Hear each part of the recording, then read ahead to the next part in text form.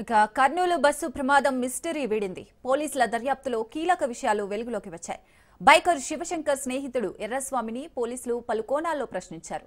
Bike skid అయి road కుడి పక్కనున్న డివైడర్ను ఢీకొట్టింది. శివశంకర్ ఎలా ఉన్నాడో చూసి పక్కకు లాగేందుకు ఎర్రస్వామి యత్నించినట్లు పోలీసులు గుర్తించారు. ప్రమాదంలో బైక్ నడిపిన శివశంకర్ అనే యువకుడు మృతి చెందాడు. రోడ్డు మధ్యలో పడి ఉన్న బైక్ను అటువైపుగా వస్తున్న వేమూరి కావేరి బస్సు ఢీకొని ఈడ్చుకెళ్లడంతో ప్రమాదం జరిగింది.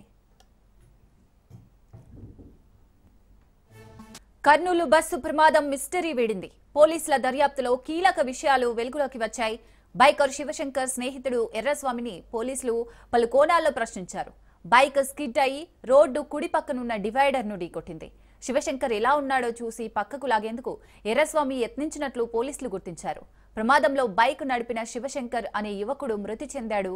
రోడ్డు మధ్యలో పడి ఉన్న బైక్ను అటువైపుగా వస్తున్న వేమూరి కావేరి బస్సు ఢీకొని ఈడ్చుకెళ్లడంతో ప్రమాదం జరిగింది.